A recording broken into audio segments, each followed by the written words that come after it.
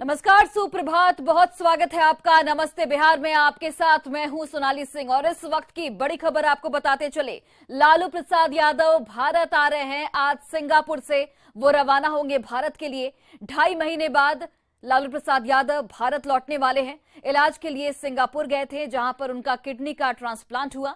5 दिसंबर को किडनी का ट्रांसप्लांट हुआ था। बेटी रोनी आचार्य ने खुद ट्वीट कर इसकी जानकारी दी है कि लालू प्रसाद दिल्ली लौट रहे हैं। बताते चले आपको कि 5 दिसंबर को माउंट एलिजाबेथ अस्पताल में उनका किडनी ट्रांसप्लांट किया गया था। बेटी रोनी आचार्य ने सोशल मीडिया पर लालू प्रसाद के दिल्ली लौटने की जानकारी दी है। तो इस वक्त एक बड़ी खबर सामने आ रही है और बेहद ही सुखद खबर आरजेडी कार्यकर्ताओं के लिए कि लालू प्रसाद यादव दिल्ली लौट रहे हैं। करीब 2.5 महीने के बाद वो दिल्ली लौट रहे हैं, यानी कि भारत लौट रहे हैं। 5 दिसंबर को उनका किडनी ट्रांसप्लांट हुआ था, जिसके लिए वो सिंगापुर में थे। रोनी आचार्य ने ट्विटर पर इसकी जानकारी दी है। उन्होंने लिखा है कि आप सबसे एक जरूरी बात कहनी है। यह जरूरी बात हम सबों के नेता आदरणीय लालू जी के स्वास्थ्य को लेकर है। 11 फरवरी को पापा सिंगापुर से भारत जा रहे हैं। मैं एक बेटी के तौर पर अपना फर्ज अदा कर रही हूं। पापा को स्वस्थ कर आप सबके बीच भेज रही हूं। अब आप लोग पापा का ख्याल रखिएगा। निभाकर अपना फर्ज हमने अपने ईश्वर स्वरूप पापा को बचाया है। आगे आप लोगों की बारी है। जन जन के नायक को रखना सेहत की निगरानी है। तो ये ट्वीट रोनी आचार्य का आपके टीवी स्क्रीन पर, जहां पर उन्होंने लालू प्रसाद के दिल्ली लौटने की जानकारी दी है। साथ ही यह भी कहा है कि हमने अपने पापा के स्वास्थ्य का ध्यान रखा, अब आप सबकी बारी है, आप भी उनका ख्याल रखिए। तो वहीं देखिए, सारण के बीजेपी सांसद राजीव प्रताप रूडी ने सारण में जातीय तनाव और फिर इंटरनेट बंद करने का मुद्दा लोकसभा में उठाया। राजीव प्रताप रूडी ने कहा कि बिहार में जातीय जनगणना कराकर जातीय उन्माद फैलाया जा रहा है और इसी का नतीजा है कि वहां 2 युवकों की हत्या कर दी गई और इसके बाद इंटरनेट सेवा बंद कर दी गई, जिससे लोग परेशान हैं। राजीव प्रताप रूडी ने बिहार में केंद्रीय टीम भेजने की मांग की है। सुनिए। दुर्भाग्य है कि आज बिहार में मेरे जिला में पिछले 10 दिनों से इंटरनेट की सेवाएं बंद की गई है और वो इसलिए बंद की गई हैं कि वहां इस प्रकार का अपराध हुआ है, हत्या हुआ है और निर्मम बच्चों को मार दिया गया है जो एक जाति समाज से थे। वहां आपराधिक वारदात इतना बढ़ गया है कि विधि व्यवस्था बनाए रखने के लिए कि सारण जिला में इंटरनेट को बंद किया गया है और जिस प्रकार से निर्मम हत्या इन बच्चों की गई है एक जाति समुदाय से, ये आपराधिक तत्व आज बिहार में हावी हो गए हैं। और बिहार की जो स्थिति है, एक तरफ जातीय जनगणना करा करके बिहार को जाति में बांटने का प्रयास करता है, दूसरी तरफ जातीय उन्माद पैदा करके इन बच्चों को मौत के घाट। कल भी राहुल नाम का वो बच्चा अस्पताल में मर गया। मैं आपसे मांग करता हूं, सदन से मांग करता हूं सभी सांसद कि बिहार में जिस प्रकार से जातीय जनगणना करा के जातीय उन्माद बिहार की सरकार पैदा कर रही है, गांव गांव में झगड़ा हो रहा है, मैं आपसे मांग करूंगा कि बिहार की स्थिति को देखते हुए से सेंट्रल टीम बिहार भेजी जाए, क्योंकि सारण में पहले भी इसी जिला में 150 लोग जहरीली शराब पी के मरे थे और आज इंटरनेट बंद करके ऐसे गरीब बच्चों की हत्या की गई है। मैं आपके माध्यम से सेंट्रल टीम जाने की मांग करूंगा। और केंद्रीय गृह मंत्री अमित शाह के बिहार दौरे को लेकर सीएम नीतीश ने टिप्पणी करने से साफ तौर पर इनकार कर दिया है। उन्होंने कहा है कि जब वो आएंगे तब बोलेंगे। अमित शाह आज दूसरे जिस दिन आएंगे। और इधर आईपीएस विकास वैभव मामले को लेकर बिहार बीजेपी के प्रदेश अध्यक्ष संजय जायसवाल का बयान सामने आ चुका है। उन्होंने कहा कि सीएम नीतीश कुमार के चलते ही दूसरे राज्यों में बिहार वासियों की बेइज्जती होती है। नीतीश कुमार जी के हाथ में प्रशासन है ही नहीं और जिस तरह से बिहार में जो कुछ भी चल रहा है, और आज सबसे बड़ा बिहारियों का अगर कोई मजाक हिंदुस्तान में उड़ रहा है तो वह नीतीश कुमार के कारण उड़ रहा है। नीतीश कुमार जी को हम लोग भी जाते हैं कहीं तो कहता है कि तुम्हारे सिर्फ मुख्यमंत्री ही पलटी मार हैं कि बिहार की जनता भी पलटी मारती रहती है, कि मुख्यमंत्री को इतना ज्यादा पलटी मारने का ज्ञान कहां से मिला। और बड़ी खबर मुजफ्फरपुर से सामने आ रही है, जहां पर अपराधियों ने गोलीबारी की वारदात को अंजाम दिया है। 2 बाइक पर सवार 6 अपराधियों ने यहां पर फायरिंग की है। ई रिक्शा चालक भूषण कुमार के हाथ में यहां पर गोली लगी है। एसकेएमसीएच में उसे भर्ती कराया गया है। अय्यापुर के शहबाजपुर की पूरी घटना, जहां पर अपराधियों ने पहले नाम पूछा, उसके बाद गोली चला दी, जिससे जो व्यक्ति है वो जख्मी बताया जा रहा है। ई रिक्शा चालक भूषण कुमार इस वक्त अस्पताल में भर्ती है। तो यहाँ पर 6 की संख्या में अपराधी थे जिन्होंने फायरिंग की और पुलिस फिलहाल उनकी पहचान में जुटी हुई है और मामला दर्ज कर छानबीन की जा रही है। वो हम आ रहे थे नाश्ता करके दुर्गा स्थान से ना, तो कोई 2-4 मतलब लड़का से आया है, अब फायरिंग करने लगा, उसी में लग गया। काहे मारा? हमको क्या पता काहे मारा। पूछा क्या था तुमसे? पूछा है मतलब कोई लड़का का नाम लिया था, तुम उसका लड़का है। हम कहे हम अभी गाड़ी चला के आइए रहे हैं, बस उसी में फायरिंग करने लगा सब। मतलब और वहाँ पे लड़का सब था, बच्चा सब भागने लगा, तो हम भी भागे, उसी में लग गया। कितना राउंड फायरिंग किया है लगभग? 2-4 राउंड शायद किया है। कितना लोग था? 6 लोग था, 5-6 लोग। और बिहार के जेल में बंद अपराधी बड़ी आपराधिक वारदातों की साजिश रच पुलिस को चुनौती देने में लगे हुए हैं। पटना पुलिस ने एक बड़ी मामले का खुलासा किया है, जिसमें बेऊर जेल में बंद कुख्यात अपराधी ने एक पेट्रोल पंप मालिक की हत्या के लिए बड़े आपराधिक गिरोह को 10 लाख रुपए की सुपारी दे दी थी। इस खुलासे के बाद पुलिस से जेल तक हड़कंप मच गया है। पटना पुलिस के शिकंजे में आया ये आपराधिक गिरोह बिहार का अंतर जिला गिरोह है। इस गिरोह के 8 सदस्य पुलिस के हत्थे चढ़े हैं और इन सभी का बिहार के विभिन्न जिलों में आपराधिक रिकॉर्ड दर्ज है। दरअसल पटना के एक प्रॉपर्टी डीलर मंटू शर्मा और उसके पिता की हत्या के आरोपियों की धरपकड़ में यह गिरोह पटना पुलिस के हत्थे चढ़ गया। छानबीन में पता चला है कि बेऊर जेल में बंद एक अपराधी ने इस आपराधिक गिरोह को बेगूसराय के पेट्रोल पंप के मालिक की हत्या के लिए 10 लाख रुपए की सुपारी दी थी। तो फिलहाल ये सभी जो गिरोह के सदस्य हैं वो पुलिस के हत्थे चढ़ चुके हैं और इनका कितना बड़ा सिंडिकेट है इसकी जांच करने में इस वक्त पुलिस की टीम जुटी हुई है। एक सामान्य अवधारणा रहती है कि सारा क्राइम जो जेल से है वो सिर्फ फोन पे हो रहा है, लेकिन जो इन्होंने खुलासा किया है कि जो मुलाकाती, पहले कोरोना के टाइम पे मुलाकाती का सिस्टम बंद था, लेकिन जब कोर्ट में उपस्थापन होती है तो मुलाकातियों के ऊपर कोई रोक नहीं होती है। तो ये जब अपना कोर्ट के उपस्थापन के क्रम में जाते हैं तो उनके साथ जो वहाँ पे भी छोटी छोटी इनकी बैठकें होती हैं, जहाँ पर ये लोग पूरे इन्फॉर्मेशन का एक्सचेंज करते हैं। गिरोह सब जो है सो जरा सा भी जेल में उनको असर नहीं पड़ता है कि हम जेल में हैं। वो घर की तरह रहते हैं और वहीं से उनको टेलीफोन की भी सुविधा उनको मिल जाती है और बाहर में अपने गुर्गे को वो इंस्ट्रक्शन देते हैं और क्राइम करवाते हैं, एक्सटॉर्शन कर। और वहीं देखिए खगड़िया में पुलिस ने 2 हथियार तस्कर को यहां पर गिरफ्तार किया है। कुणाल कुमार यादव और प्रभाकर कुमार को पुलिस ने यहां पर अरेस्ट किया। तस्करों के पास से 400 राउंड जिंदा कारतूस, 3 देसी कट्टा, 74,000 कैश और 2 मोबाइल जब्त किए गए हैं। तो कुणाल कुमार और प्रभाकर कुमार को यहां पर गिरफ्तार किया गया है। दोनों हथियार तस्कर बता रहे हैं 400 राउंड जिंदा कारतूस इनके पास से बरामद किया गया। 2 देसी कट्टा, 74,000 कैश के साथ इनकी गिरफ्तारी हुई है।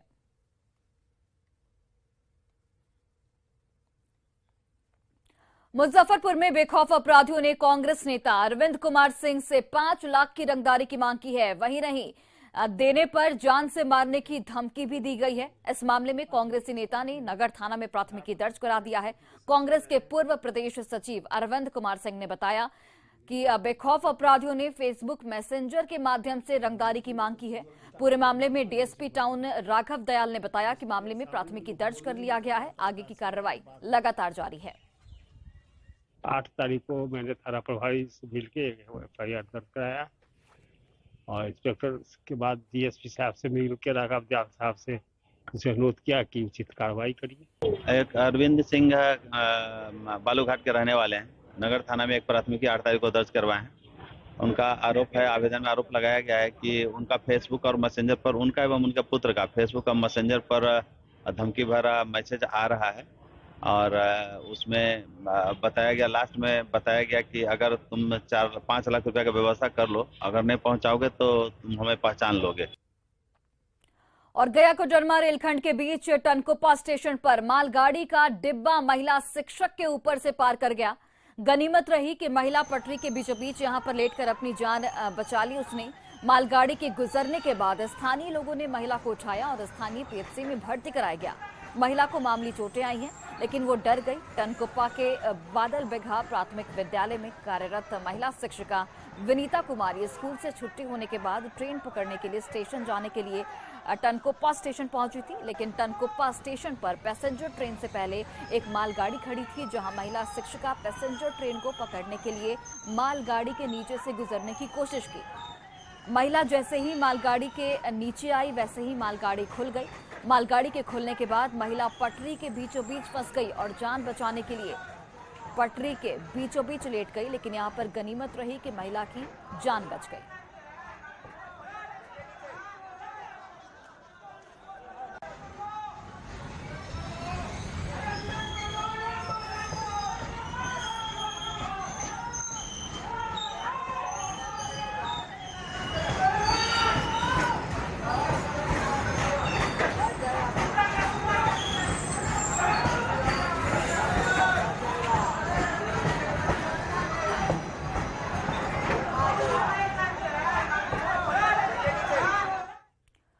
तो खबर आपको समस्तीपुर से बताते चले, जहां पर विभूतिपुर प्राथमिक स्वास्थ्य केंद्र में दवा की चोरी मामले में अभी जांच पूरी नहीं हुई है और इसी बीच समस्तीपुर सदर अस्पताल में स्क्रैप चोरी का मामला सामने आ चुका है। चोरी से बेचे गए लोहे का सामान प्रोजेक्टर स्टैंड है, जिसे सदर अस्पताल के जनरेटर संचालक की ओर से कबाड़ी वाले को बेच दिया गया है। मामले का खुलासा उस वक्त हुआ जब कबाड़ लेने वाला व्यक्ति ठेला पर लाद कर सभी लोहे के प्रोजेक्टर स्टैंड को एक साथ लेकर निकल रहा था और इसी दौरान गार्ड की नजर उसके ऊपर पड़ी और जब उसे रोका गया तो पूरा मामला उजागर हुआ। मामला सामने आने के बाद अस्पताल कर्मियों में हड़कंप मच गया है। इस मामले में सदर अस्पताल के उपाधीक्षक डॉक्टर गिरीश कुमार ने बताया कि पूरे मामले की जांच की जाएगी और जो भी दोषी होंगे उन पर कार्रवाई की जाएगी। राय जी दिया है। कौन है राय जी? यहीं पे चलाता है। कहाँ?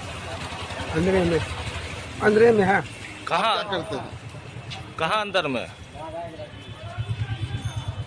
यहीं पर है, बुला के ला देते हैं। किस जगह पर चलाते हैं जनरेटर? यह 3 गो 4 गो जनरेटर है। वही कहाँ पर, कौन जगह है? वो जगह का नाम क्या है? पीछे करो इधर, बगल में। इसमें उसको देख लेते हैं कि कहाँ से ले जा रहा है और जैसे वो ठेला वाला बोल रहा है शायद कोई उसको दिया है, तो कौन दिया है इसका हम जांच पड़ताल कर लेते हैं और किस टाइप का सामान है।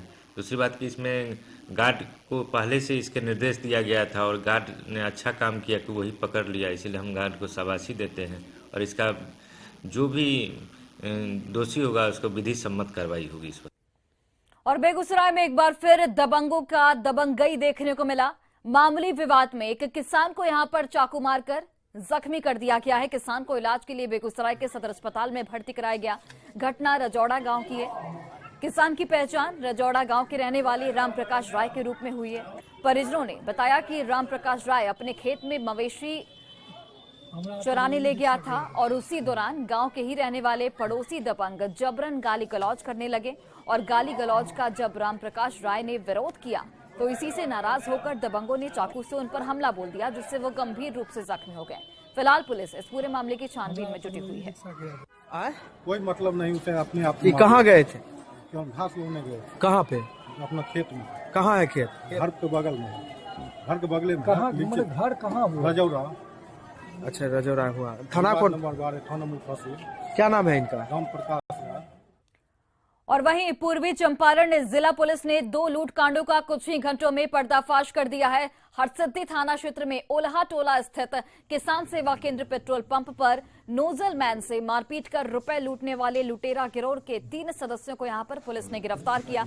आरोपी के पास से एक देसी कट्टा और 2 जिंदा कारतूस के साथ एक मोबाइल फोन और 9,500 रुपए बरामद किए गए हैं। वहीं दूसरी ओर ढाका थाना क्षेत्र में फाइनेंस कर्मी से हुए लूटकांड का मास्टरमाइंड फाइनेंस कर्मी ही निकला। उसके पास से पुलिस ने लूट के 82,590 रुपए और एक मोटरसाइकिल बरामद किया है। जी, 2 अलग अलग लूटकांडों में सफलता प्राप्त हुई है। और पहला मामला हरसिद्धि थाना का है, जहां पर पेट्रोल पंप पर लूटपाट के नियत से 2 अपराध कर्मी को गिरफ्तार किया गया है। 3 लोग गिरफ्तार किया गया। हरसिद्धि थाना में मेहता टोला स्थित जय गौरी किसान सेवा पेट्रोल पंप है, वहाँ 4 अज्ञात अपराध कर्मी वहाँ उपस्थित हुए थे। पेट्रोल पंप भराने के नाम पे नोजल मैन से 10,000 रुपये का लूट किया था। और लखीसराय में बढ़ैया पुलिस ने 2 आलू लदे मालवाहक बोलेरो पिकअप वाहन से भारी मात्रा में अंग्रेजी शराब बरामद किया है। 260 लीटर विदेशी शराब के साथ 2 वाहन को यहां पर जब्त किया गया। एक महिला सहित 6 लोगों को भी यहां पर गिरफ्तार किया गया है। झारखंड से शराब की खेप लाई जा रही थी और इसी दौरान एक महिला समेत 6 तस्कर पुलिस के हत्थे चढ़ गए हैं।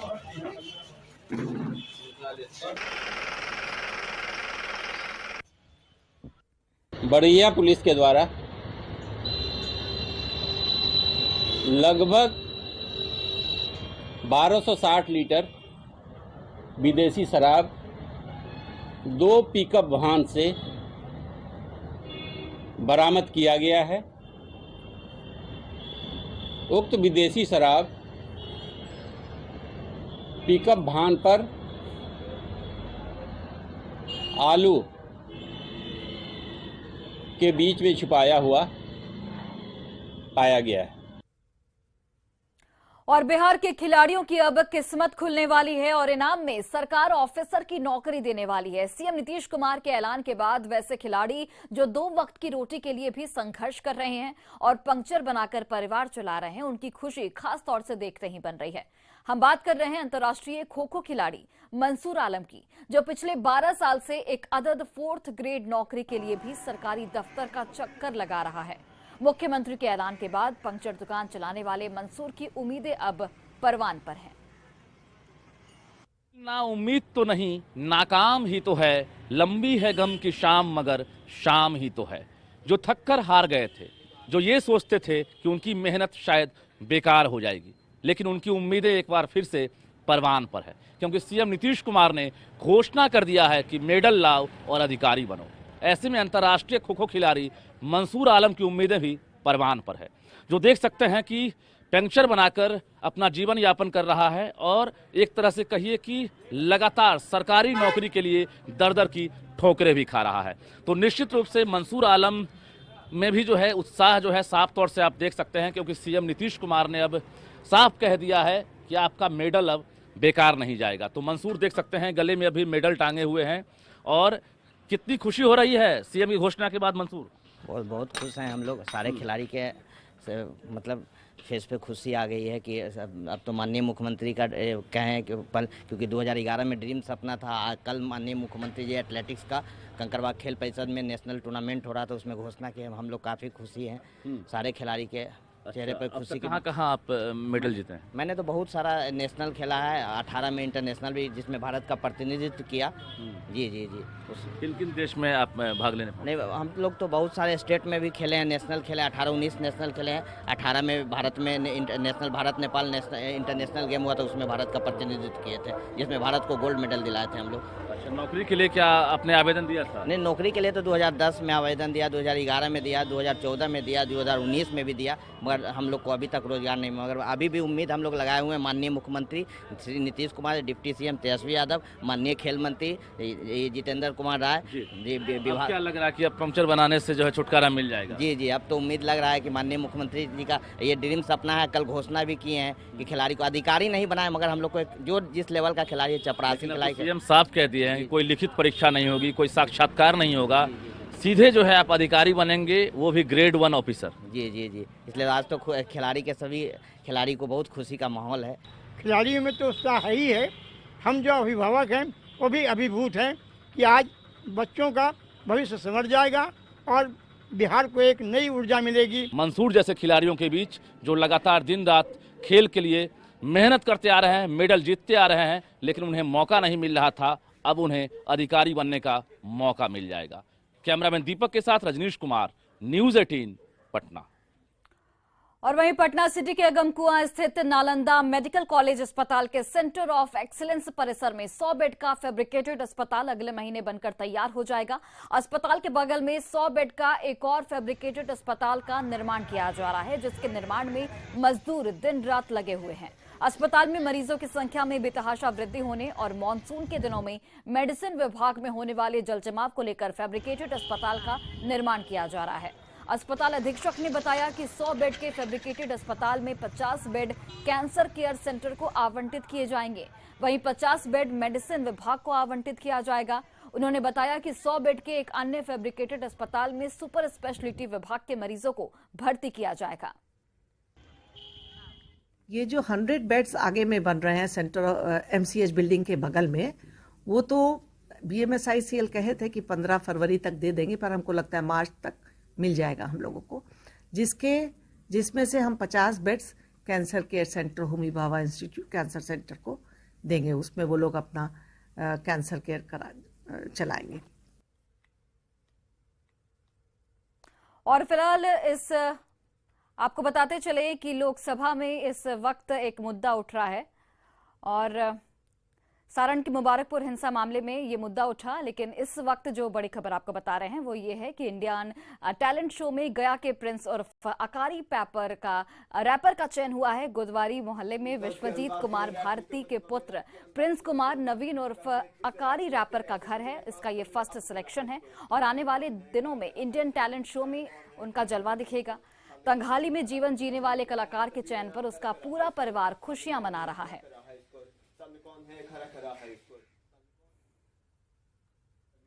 इंडियन टैलेंट शो में जिसका सिलेक्शन हुआ है 3000 लोगों में 22 लोगों का सिलेक्शन हुआ है। उस सिलेक्शन में ही तो चुना गया है। अब होस्ट करेगा ये इंडियन टैलेंट शो मुंबई में होस्ट करेगा अप्रैल या मार्च लास्ट में। हम लोग चाहते हैं कि उसका जो अपनी इच्छा है म्यूजिक का उसमें वो ज़्यादा से ज़्यादा बेहतर हो और अपने मुकाम को पाए। ये टीवी पर दिखेगा आपका बेटा तो हाँ, क्या खुशी हो रही है? ये हमें बहुत खुशी हो रही है कि वो इंडिया लेवल पर आया हुआ है और टीवी शो पर वो दिखेगा सभी के सामने। मैं बचपन से संगीत का शौकीन रहा हूँ। मैं जब 2-3 क्लास में था तभी से मैं कहानियाँ, गाने, शायरी लिखना स्टार्ट कर दिया था।